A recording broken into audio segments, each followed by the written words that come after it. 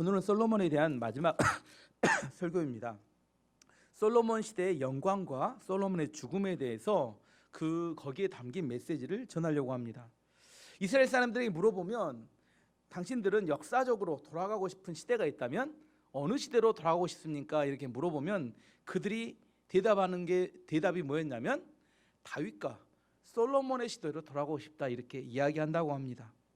다윗과 솔로몬의 시대 이전 시대는 뭐였냐면 사사기 시대였습니다. 제가 주일날 잠시 이야기했죠. 사사기 시대는 네 가지가 돌아가는 시대였습니다. 뭐였어요? 또 잊어버렸죠. 벌써 3일인데 타락, 그 다음에 심판, 그 다음에 회개, 그 다음에 구원. 자, 다시 한번 가운데가 타락, 심판, 회개, 구원. 이게 13바퀴 300년 동안 13바퀴 돌면서 제자리 걸음만 하고 있었던 그런 시대였다는 겁니다. 애를 쓰고 최선을 다하지만 성장하지 못하고 발전하지 못하고 제자리만 머물고 있었던 그런 시대를 말합니다. 성경에서 이 사사기의 긴 제자리 걸음의 시대를 뚫고 전진한 사람이 그게 바로 다윗입니다. 성경의 사사기 시대를 한마디로 특징을 이렇게 이야기합니다. 사사기 21장 25절에 보면 사사기 시대의 특징은 이렇습니다. 그때 이스라엘에 왕이 없으므로 사람이 각기 자기 소견에 옳은 대로 행하였더라. 이게 사사기 시대의 특징입니다. 뭐가 없었기 때문에? 왕이 없어. 이스라엘의 왕은 누구일까요? 하나님이 왕이십니다. 사람 왕이 아니라 하나님이 왕이 되시지 않기 때문에 사람들은 다 자기의 소견에 옳은 대로, 내 생각에는 이게 많았다는 거예요. 어떻게 하면 전진하지 못하고 제자리에 머무느냐? 자기 생각대로 하는 사람들이 대부분 그렇게 살아가면 그 시대는 성장하지 않고 발전하지 않습니다. 노력하지 않은 게 아니에요. 최선을 다하지 않는 게 아닙니다. 그런데 성장하지 않습니다. 발전하지 않아요. 왜? 내 생각에는 그렇게 살아가기 때문입니다. 왜냐하면 절대 진리가 있는 왕을 하나님으로 모시지 않기 때문입니다. 이 긴 300년의 제자리 걸음만한 시대를 뚫고 나간 사람이 바로 다윗입니다. 다윗은 네 가지 사이클을 돌지 않았어요. 아까 타락, 그다음에 이렇게 심판, 회개, 구원, 이게 계속 도는 사이클이 아니라 다윗의 믿음은 뭐였냐면 고난이 와도 그는 하나님만 의지했고 하나님이 축복을 주셔도 하나님만 바라봤습니다. 아시겠죠? 이게 사이클이 도는 게 아니라 오직 하나님만 바라보고 하나님을 의지하고 하나님을 신뢰하고 고난이 와도 하나님께서 나를 성장시키는 과정이고 축복을 주시면 당연하지 하나님께서 나를 복을 주시는 거고 그의 모든 해석은 하나님에 대한 믿음으로 해석됐기 때문에 그는 그 벽을 뚫고 전진하기 시작했습니다. 하나님 보실 때 다윗은 안전한 사람이었어요. 왜? 축복을 주셔도 타락할 것 같지 않은 사람. 좀 주면 어떻게 돼요? 흔들흔들하면 하나님도 걱정됩니다. 축복이 오히려 저주가 되기 때문에 주시지 않아요. 다윗은 더 많이 줬더니 더 많이 충성하더라는 거예요. 그래서 뭐예요? 안전한 사람. 그래서 하나님께서 그에게 축복을 부어주셨고 그를 이스라엘 왕으로 삼으셔서 그를 통하여 이스라엘을 통치하기를 원하셨습니다. 그래서 다윗은 뭘 이루냐면 자기 개인이 하나님께 축복받을 뿐 아니라 온 이스라엘 전체가 하나님의 축복을 받는 그릇으로 만들어냈습니다. 자기뿐만 아니라 그 하나님의 이스라엘 백성, 온 백성이 축복을 받는 통로가 뭐였냐? 가장 핵심이 뭐였냐? 다윗 생각에는 그것이 성전이었습니다. 다윗은 그래서 성전을 건축하겠다는 꿈을 가지고 평생을 살았습니다. 이게 다윗의 삶이었어요. 300년을 뚫고 나왔던 그런 믿음의 사람. 그 다음 다윗의 아들은 솔로몬이었는데 솔로몬은 어떤 사람이었냐면 아버지 다윗이 품었던 성전 건축의 꿈을 성취한 사람이었습니다. 성취했어요. 아버지는 꿈만 꿨어요. 우리가 어떻게 성전을 지으면 그 성전에서 어떻게 예배를 드리고 어떻게 하나님을 섬기고 어떻게 하는지 그런 거에 대해 평생 꿈꾸다 끝났는데 솔로몬은 그가 성전을 실제 건축하고 다윗이 살게 있는 대로 레위인과 제사장들에게 매일처럼 아침 저녁으로 상번제를 드리고 초하루를 지내고 절기마다 예배를 드리면서 실제로 다윗이 꿈꿨던 모든 것을 현실화시켰던 사람입니다. 그게 어떤 결과를 만들었냐면 매일처럼 성전에서는 하나님의 축복과 죄사함이 선포되는 그런 성전 예배의 전성시대를 만들었어요. 그렇기 때문에 솔로몬에게 시대에 전무후무한 하나님의 축복이 부어진 겁니다.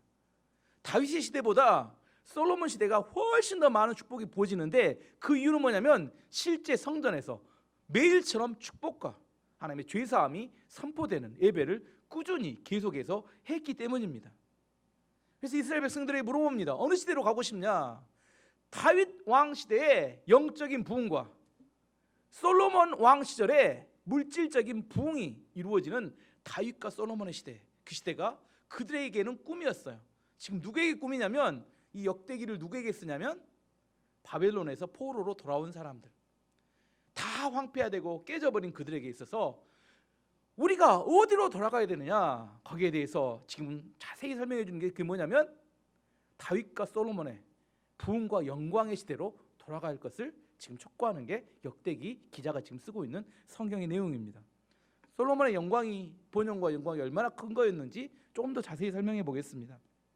오늘 본문 1절에서 12절까지는 스바의 왕이 솔로몬 왕을 명성을 듣고 방문해서 이렇게 했던 이야기가 1절부터 12절까지 나옵니다. 1절, 2절 읽어보면 스바의 왕이 솔로몬의 명성을 듣고 그를 시험해 보기 위해 어려운 문제를 가지고 예루살렘으로 왔습니다. 스바의 왕은 수많은 신하들을 거느리고 왔습니다. 향료와 보석과 금을 가득 실은 낙타도 여러 마리 끌고 왔습니다. 스바의 왕은 솔로몬에게 와서 마음속에 있는 모든 생각을 솔로몬과 더불어 이야기했습니다. 솔로몬은 여왕의 질문에 빠짐없이 대답해 주었습니다. 설명해 주기 어려운 문제는 하나도 없었습니다. 역대기 기자는 갑자기 왜 스바의 여왕의 이야기를 여기에 싹 집어넣었을까요? 지금 솔로몬의 영광과 본영을 설명하는데 왜 집어넣었을까요? 자기들끼리 이야기하면 뭐가 돼요? 자화자찬이 되잖아요. 자화자찬. 지금 외부 사람, 객관적으로 지금 솔로몬 시대의 부흥과 본영을 설명해 줄 사람이 필요한데 그걸 스바의 여왕으로 잡은 겁니다. 스바의 여왕이 그 당시에 솔로몬을 방문해 와서 그가 들었던 지혜와 그가 보았던 본영과 영광에 대해서 그가 설명하는 겁니다. 스바란 나라부터 한번 설명해 보겠습니다. 스바가 과연 어디 있는 나라인가? 이게 성경학자들끼리 이렇게 논쟁이 좀 오랫동안 있었던 논쟁입니다. 어떤 학자들은 이디오피아다. 근데 이게 왜 중요해? 우리는 별 중요하지 않잖아요. 어떤 학자들은 예멘이다 이렇게 이야기합니다. 우리는 별 중요하지 않잖아요. 근데 이게 왜 중요하냐면 그 사람들에게 있어서는 자기 나라의 성지를 만들 수 있기 때문입니다. 스바의 여왕의 성지가 자기 나라에 있으면 어떻게 되냐면 전 세계 많은 크리스찬과 천주교인과 사람들이 그곳을 가보기 위해서 엄청나게 많은 관광객이 쏟아져 들어옵니다. 그래서 성경학자들이 우리가 설명할 때 우리하고 상관없으니까 아무것도 아닌 것 같지만 이게 이디오피아 사람들은 이디오피아의 스바의 여왕의 그 유적지를 찾아가지고 여기다, 예멘 사람들은 여기다 하고 막 주장합니다. 근데 요즘 가장 이렇게 인정하는 것은 뭐냐면 이디오피아하고 예멘 양쪽을 다 지도를 보겠습니다. 지도를 봐야 이해가 되는데요. 이게 여기가 이디오피아고요. 이게 예멘입니다. 이쪽 예멘이요. 그래서 스바의 나라는 지금 이디오피아와 예멘을 다 통할하는 이 정도 되는 나라였고 홍해가 여기 가운데 가로지르고 있는데 홍해를 통과하는 무역을 주관했던 나라가 그 당시에 스바였다고 이야기합니다. 그래서 스바는 아프리카하고 그 아라비아 반도 양쪽을 다 이렇게 지배하고 있는 나라였고 그 홍해를 가로지는 무역로를 통하여 엄청난 부를 축적했고 그 당시에 강대국이었다고 설명을 합니다. 이게 지금 가장 이렇게 합당한 설명인 것 같아요. 그래서 스바의 왕이 많은 이렇게 선물을 가지고 솔로몬을 찾아와서 궁방을 물어봅니다. 솔로몬이 하나도 빠짐없이 다 대답을 해줬어요. 그랬더니 스바의 왕이 이렇게 고백합니다. 5절 6절 보면 여왕이 솔로몬 왕에게 말했습니다. 내 나라에서 들은 왕의 업적과 지혜에 대해 소문이 사실이군요. 거기에서는 믿을 수 없었는데 여기에 와서 내 눈으로 보니 듣던 것보다 더 놀랐군요. 왕의 지혜와 부요함은 내가 듣던 것보다 훨씬 대단합니다. 지금 솔로몬이 갖고 있던 지혜와 부요함이 얼마 어마어마했는지를 스바 왕이 이야기해 주는 겁니다.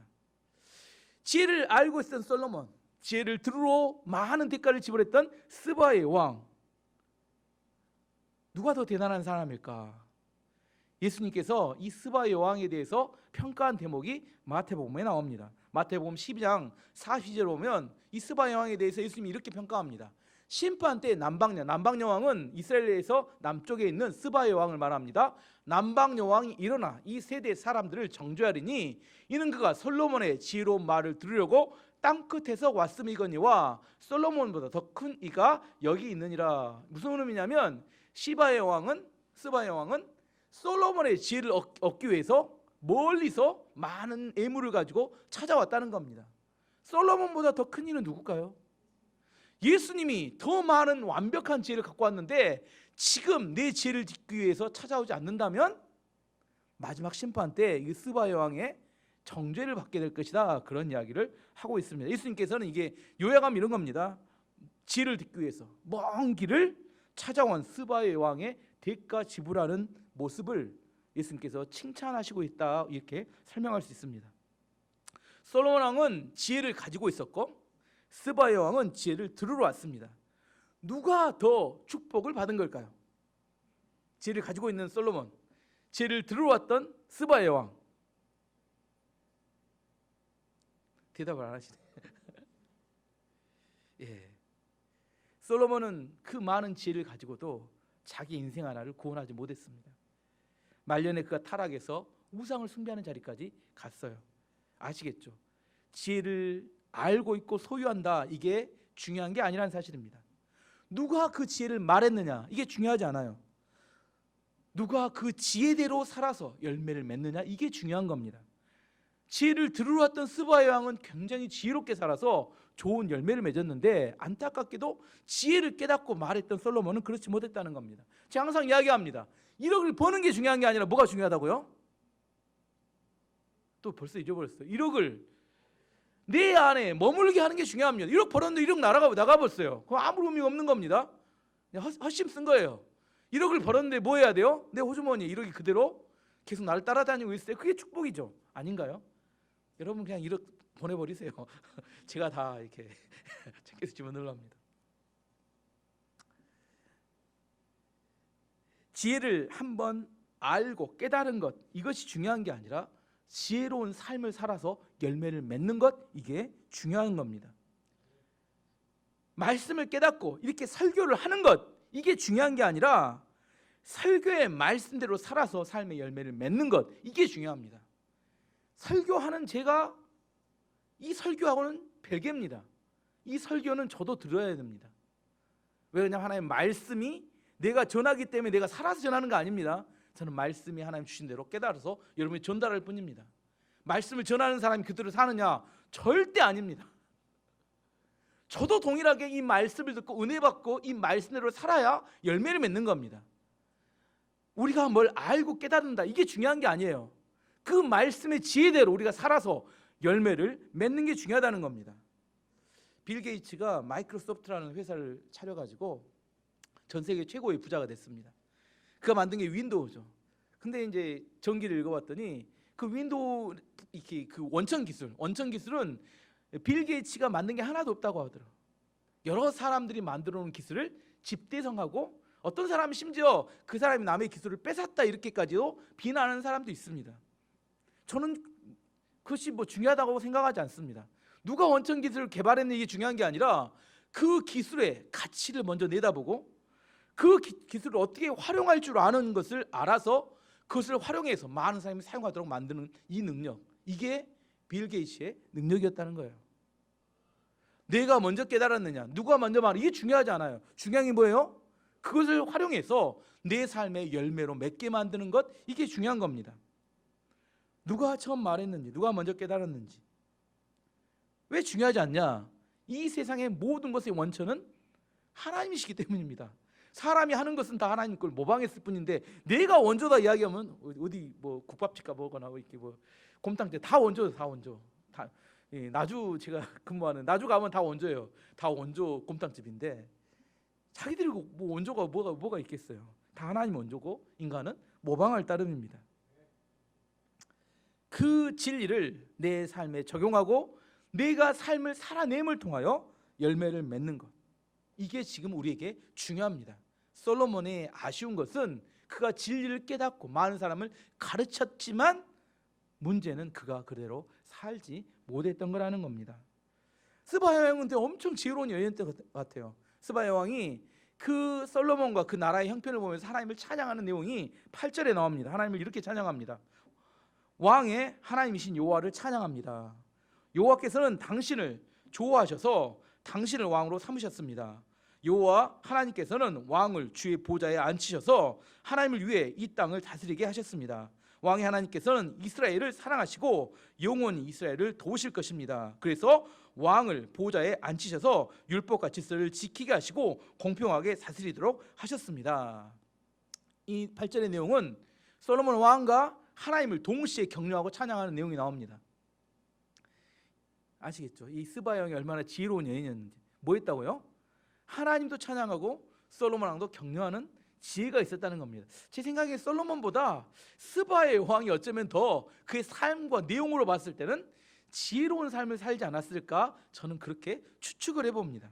이 여자도 지혜가 보통이 아니었던 것 같아요.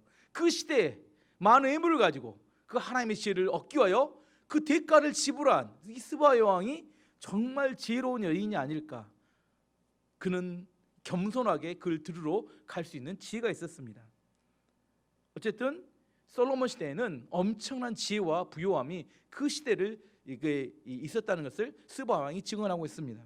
두 번째, 실제적으로 솔로몬 시대의 부와 그 권세가 얼마나 컸는지에 대해서 설명합니다. 솔로몬은 엄청난 물질적인 축복을 받았다고 이야기합니다. 13절 14절 보면 솔로몬은 해마다 금 66달란트를 받았습니다. 그 말고도 솔로몬은 무역업자와 상인들에게서 금을 받았고 아라비아의 왕들과 이스라엘 땅의 장관들에게서도 금과 은을 받았습니다. 금 666달란트는 금 23톤 정도 되는 이렇게 금인데 해년마다 받았고 여러 나라로부터 조공도 받고 많은 상인들에게 이렇게 그것도 조공도 받아서 엄청난 부자가 됐다는 겁니다. 뭘로? 그의 지혜와 그의 영향력으로 엄청난 물질적인 부를 누렸습니다. 솔로몬이 그래서 그 많은 금과 물질을 가지고 뭘 했느냐? 그가 자신의 왕궁을 꾸미기 시작한 이야기를 하고 있습니다. 15절 16절을 보면 솔로몬 왕은 금을 두들겨서 큰 금방패 200개를 만들었습니다. 방패 하나에 들어가는 금은 600세겔이었습니다. 솔로몬은 또 금을 두들겨서 작은 방패 300개를 만들었습니다. 그 방패 하나에 들어간 금은 그 300세겔이었습니다. 왕은 그 방패들을 레바논 숲의 궁에 두었습니다. 금방패를 만들었대요. 이게 뭔 의미가 있는지는 잘 모르겠지만 왜 만들었을까요? 자랑하고 싶어서 이게 사실인데, 그리고 나서 또 그가 뭘 만들었냐면 자기의 보좌를 상아로 만든 이야기가 나옵니다. 상아로 코끼리 뿔로 17절부터 19절까지 읽어보면 솔로몬 왕은 커다란 상아 보좌를 만들었습니다. 그리고 거기에 순금을 입혔습니다. 보좌로 올라가는 계단은 6개였습니다. 보좌에는 금으로 만든 발 받침대도 있었습니다. 보좌의 양쪽에는 팔걸이가 있었고 팔걸이 양쪽에는 사자상이 있었습니다. 6개 계단 위에는 12사자가 있었습니다. 각 계단은 양쪽 끝에 사자가 한 마리씩 있었습니다. 다른 어떤 나라에서도 이런 것은 만들지 못했습니다. 자기의 보좌를 꾸몄는데 상아로 만든 보좌와 거기에 금을 입혔고 6개의 계단이 있었는데 계단에는 양쪽에 사자가 2마리씩 12사자가 있었다, 이렇게 이야기합니다. 이게 뭐 말이 복잡한데 이런 겁니다. 물질적인 부요함이 오니까 문화적인 발전이 이루기 시작했다, 이런 이야기입니다. 다른 나라에 없는 음악과 다른 나라에 없는 어떤 미술과 예술품들, 건축상들이 이제 하나씩 발전하기 시작했다는 겁니다. 우리나라도 가난할 때는 뭐 K-팝 이런 거 없었잖아요. 이제 먹고 살만해지니까 음악과 그런 예술 이 부분이 발달하고 있는데 그 시대에 솔로몬 시대에 문화적으로 가장 앞서가는 나라가 되고 있었다, 이렇게 설명할 수 있습니다. 그 시대의 풍요함에 대해서 20절은 이렇게 설명합니다. 솔로몬 왕이 마시는 데 쓰는 모든 그릇은 금으로 만들었습니다. 레바논 숲의 궁에서 쓰는 모든 그릇도 다 순금이었습니다. 은으로 만든 것은 하나도 없었습니다. 솔로몬 시대에는 사람들이 은을 귀하게 여기지도 않았습니다. 우리나라는 조선 시대에 그릇이 뭐였을까요? 뭘로 만들었을까요? 잘 싼 사람은 이렇게 녹그릇을 썼지만 가난한 사람은 나무 그릇이나 이런 걸 썼습니다. 이렇게 뭐 금, 은 이런 걸로 만드는 나라는 세상에 없습니다. 얼마나 금이 흔했으면 금으로 다 그릇을 만들었고 은은 흔해서 뭐 이렇게 관심도 갖지 않았다. 이런 시대였습니다. 이런 물질적인 풍요함의 배경에는 해상무역, 원래 이스라엘은 무역을 하지 않는다고 했습니다. 배를 타고. 근데 해상무역이 두로 왕 히람을 통해서 배워서 엄청나게 많은 해상무역이 발달했는데 21절이 그걸 말합니다. 지금은 뭔지 모르지만 잘 나중에 따라오세요. 지금 그 시절의 영광에 대한 이야기를 하고 있으니까요. 솔로몬 왕에게는 무역을 하는 배가 많이 있었습니다. 그 배들은 히람의 사람들이 몰고 다시스로 다녔으며 3년에 한 번씩 금과 은과 상어와 원숭이와 공작새들을 싣고 돌아왔습니다. 그 시절에 이스라엘에 원숭이가 있었다는 이야기가 참 희한한 이야기 같아요. 우리나라도 그 당시에는 원숭이가 없었는데, 원숭이는 아프리카에서 자라도 이스라엘에 원숭이가 살진 않습니다. 근데 얼마나 그 시대에 지중해 해상 무역이 발달했는지 이 원숭이 등등 전 세계의 희귀한 물건들이 다 예루살렘으로 집중되고 있었다는 겁니다. 이 해상 무역, 많은 배들을 통하여 지중해 연안의 나라들의 무역을 통해서 엄청나게 많은 부를 축적할 수 있었습니다. 자, 내가 하나 질문해 볼게요. 지금 제가 솔로몬의 부와 영광과 지금 이렇게 물질적 풍요를 이야기하고 있는데, 솔로몬이 가졌던 지혜와 능력을 통하여 무역을 많이 해서 수익을 많이 올리는 것이 잘못된 것일까요, 아닐까요? 여러분 조금 불편한 얼굴을 하고 있으니 물어보는 겁니다. 잘못된 것입니까, 아닙니까? 여러분 왜 사업을 하세요? 나는 절대 사업에 돈 안 벌란다. 난 직장에 다니면 웬만하면 돈 안 벌기 원한다. 여러분 그러신가요? 솔로몬이 자기가 가지고 있는 지혜를 통하여 많은 수익을 올린 게 잘못인가요? 여러분 그렇게 생각하면 잘못된 신앙입니다. 그가 가지고 있는 지혜와 능력을 가지고 물질을 많이 버는, 여러분도 그러려고 노력하지 않습니까? 매일 기도하잖아요. 하나님 사업, 저도 매주 기도하잖아요. 사업의 문을 열어달라고. 그럼 저도 헛기도하는 건가요? 우리 기독교인이 굉장히 이중적인 삶을 살고 있어요. 실제 원하는 것은 물질이면서도 그걸 추구하면 잘못됐다고 생각하는 생각이 있습니다. 그렇지 않다는 거예요.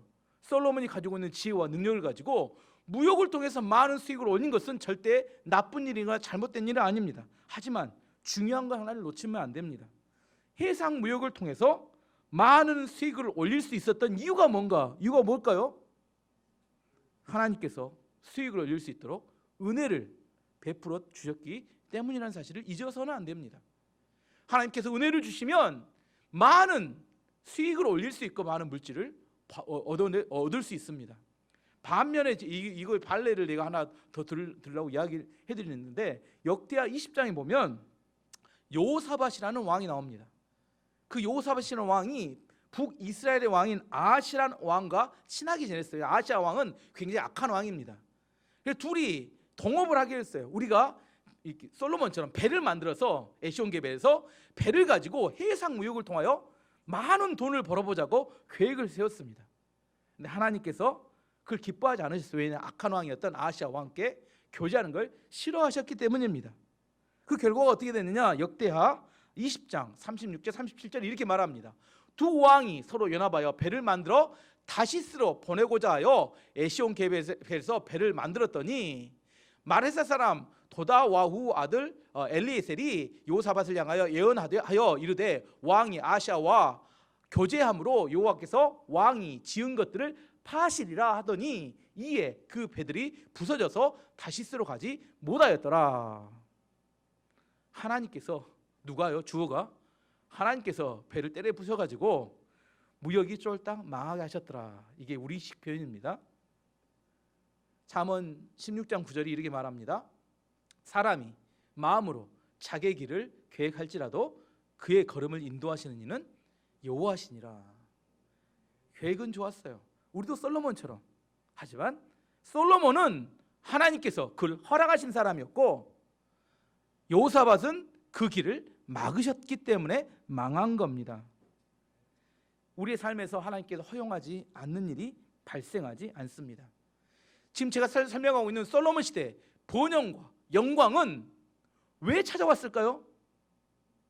하나님이 허락하셨기 때문에 찾아온 겁니다.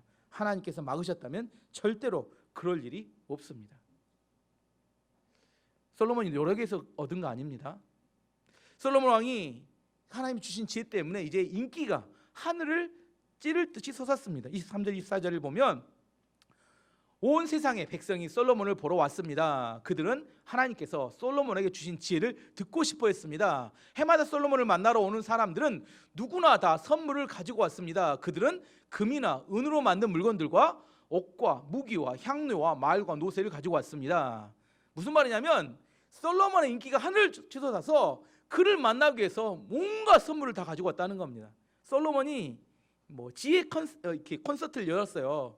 그랬더니 사람들이 그 콘서트에 참여하려고 많은 선물, 방탄소년단은 이 저리 가라는 어마어마한 인기가 그를 만나기 위해서 온 주변의 나라 사람들의 백성들이 그의 지혜를 한번 듣기 위해서 몰려들었다는 거예요. 인기가 하늘을 찌르듯.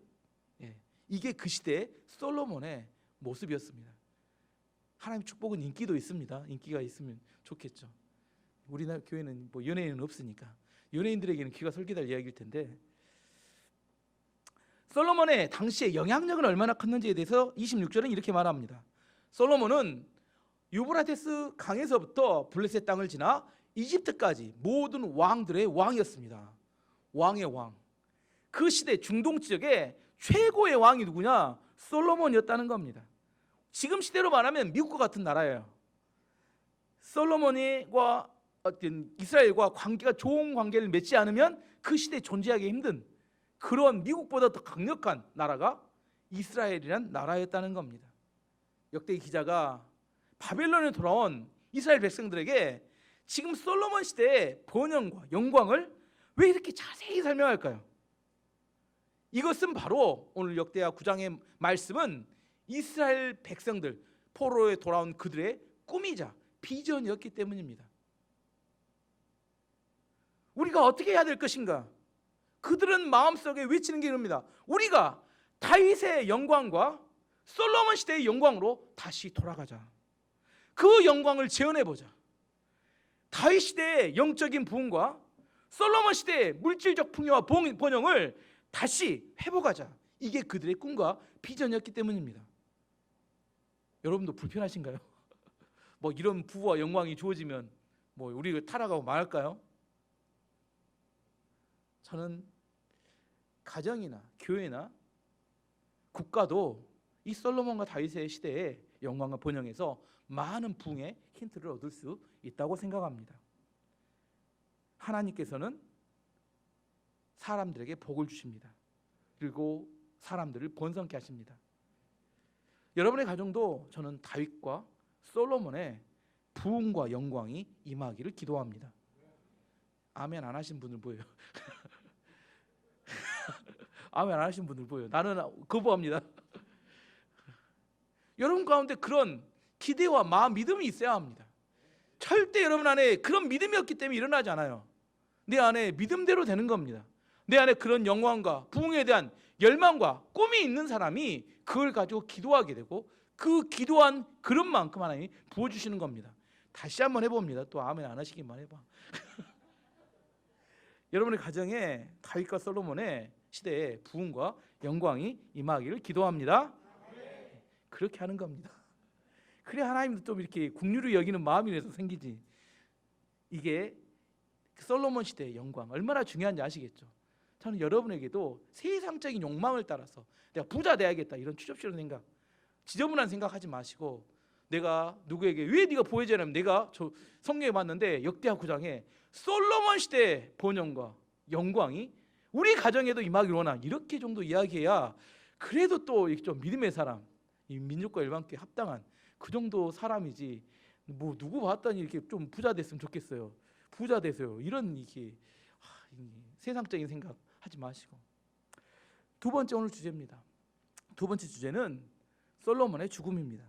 이렇게 번성했고 이렇게 영광을 가졌던 솔로몬이 죽었다는 사실이에요. 얼마나 아까웠을까. 이렇게 어마어마한 걸 놓고 죽어야 되다니. 31절 말씀 보면 솔로몬이 죽어 예루살렘 곧 그의 아버지 다윗 성에 묻혔습니다. 솔로몬의 아들 르호보암이 그 뒤를 이어 왕이 되었습니다. 솔로몬은 어마어마한 소유가 있었고 엄청난 능력이 있었지만 인간은 결국 다 죽습니다. 중국의 춘추전국 시대를 통일했던 진시 황제가 천하를 통일하고 모든 것을 다 정복한 다음에 유일한 황제가 되어서 모든 걸 누리게 됐는데 제일 두려운 게 죽음이었습니다. 그래서 자기 부하 신하 중에 서복이라는 사람을 시켜서 야, 네가 가서 장생 이렇게 불로 장생할 수 있는 불로초를 좀 구해 갖고 와라. 근데 결국은 불로초를 구해 오기 전에 죽었습니다. 사람은 왜 죽는 것일까요? 안 죽으면 참 좋을 텐데. 물론 이 시대에 사는 게 힘든 사람은 죽기를 갈망하는 사람도 있지만 사람들은 왜 죽는 걸까요? 왜 죽어요? 하나님이 정하셨기 때문에 죽는 겁니다. 히브리서 9장 27절 말씀에 한 번 죽는 것은 사람에게 정해진 것이요 그 후에는 심판이 있으니. 왜 죽어요? 사람이? 하나님 인간 만들 때 정해놨다니까요. 사람은 죽어. 이유가 없어요. 왜? 늙어서 죽는 게 아니에요. 사람은 하나님이 죽기로 정해놓은 제한된 존재입니다. 사람은 죽습니다. 하지만 죽는 것까지 알면 곤란해요. 죽은 다음에 뭐가 있다고요? 심판이 있는 것까지 알아야 합니다. 이걸 기억해야 우리가 이 땅을 어떻게 살지 진정한 지혜를 얻을 수 있습니다. 솔로몬 왕이 너무 많은 풍요롭고 영광과 권력과 힘과 아내도 1000명 부족한 게 없이 사는데 그가 나이가 들어서 노년에 전도서를 쓰는데 제가 지금 이게 설명한 이걸 놓고 다 죽어야 되는 그 아쉬움과 허전함을 전도서 6장 1절 2절에 기록해 놨어요. 읽어보면 여러분이 그 솔로몬의 마음을 이해할 수 있습니다. 솔로몬 이야기, 자기 이야기인데 남의 이야기처럼 이야기하는 이야기입니다. 내가 해 아래에서 한 가지 불행한 일이 있는 것을 보았나니 이는 사람의 마음을 무겁게 하는 것이라. 어떤 사람은 자기인데 사실은 어떤 사람은 그의 영혼이 바라는 모든 소원에 부족함이 없어 재물과 부요와 존귀를 하나님께로 받았으나. 누구예요? 자기입니다. 받았으나 하나님께서 그가 그것을 누리도록 허락하지는 아니하셨으므로 다른 사람이 누리나니 이것도 헛되고 악한 병이로다. 솔로몬이 죽기 전에 전도서를 쓸 때 어떤 마음이 들어요? 하나님께 평생 재물도 명예도 부귀도 부족한 것 다 줬는데 죽어야 돼. 이거 억울해. 안타까워요. 죽어야 돼. 이걸 내가 누려야 되는데 나는 못 누리고 어떻게 해요? 다른 사람이 누리나니 이게 악하고 이게 몹쓸 병이다. 이렇게 고백합니다. 지금 솔로몬의 마음을 이해하시겠죠? 이게 얼마나 죽는 것이 아쉽고 안타까우면 이런 이야기를 하겠습니까? 인간은 어리석게도 자기가 다 사용하지도 못할 재물을 축적하고 쌓습니다. 왜 자기가 사용하지도 못할 재물을 쌓을까요? 돈을 모아보면 압니다. 돈 모으는 것이 어때요? 재밌습니다. 돈을 모으는 것도 재밌다니까요. 돈을 모아서 자랑하고 싶습니다. 내가 이렇게 돈 모았다. 자랑하고 싶습니다. 하지만 그것들 다 누리지도 못하고 죽는 사람이 많습니다. 그러면 지혜는 뭘까요? 물질에 대한 지혜는, 물질은 뭐까지 자기 거냐면 내가 사용한 것까지만 내 겁니다. 내가 사용하지 않는 물질, 내가 은행에 써놨어요. 그건 절대 내 것이 아닙니다. 내가 사용한 데까지가 내 물질이에요. 물질입니다. 더 쌓으려고만 하지 말고 그 물질을, 내가 얻은 물질을 사용해서 생명을 구원하고 사람과의 관계를 회복하고 하나님이 주신 사명을 감당하는 데 사용해야 그 물질에 진정한 가치가 있는 겁니다. 잘못하면 돈 하다가 쌓다가 마지막에 죽을 병이 딱 걸렸어요. 암에 딱 걸리고 난 다음에 그때에서 항상 하는 말이 있어요. 내가 잘못 살았어. 차라리 그때 진짜 쓰고 살 건데 그놈 더 아끼고 모고 온다고 모았는데 나중에 병들어 죽게 돼서 이제 사용도 못하고 병상에 그대로 죽어갈 때 무엇을 위해서 모았는지 후회하게 된다는 겁니다. 나이가 점점 들어가면서 뭘 해야 되냐면 이제 계산하는, 나를 계수하는 지혜가 있어야 합니다. 60, 70이 넘는데 계속 쌓고 모으겠다. 이게 어리석은 일입니다. 내가 살아갈 날을 계수해서 다 쓰고 죽는 게 좋습니다. 물론 자녀에게 그들이 자립할 수 있을 정도까지 물려주는 건 괜찮습니다. 하지만 더 물려준다고 더 잘 사는 게 아닙니다. 예를 들어 아까 나왔던 것처럼 솔로몬이 금 방패 이거 만들었죠. 금은 다 모아놨죠. 이게 어떻게 되냐면 이 다음 왕이 나오는 르호보암이 12장에 보면 애굽의 왕 시삭이 공격을 합니다. 그때 모두 다 약탈을 당해버립니다. 한 세대를 못 넘어가요.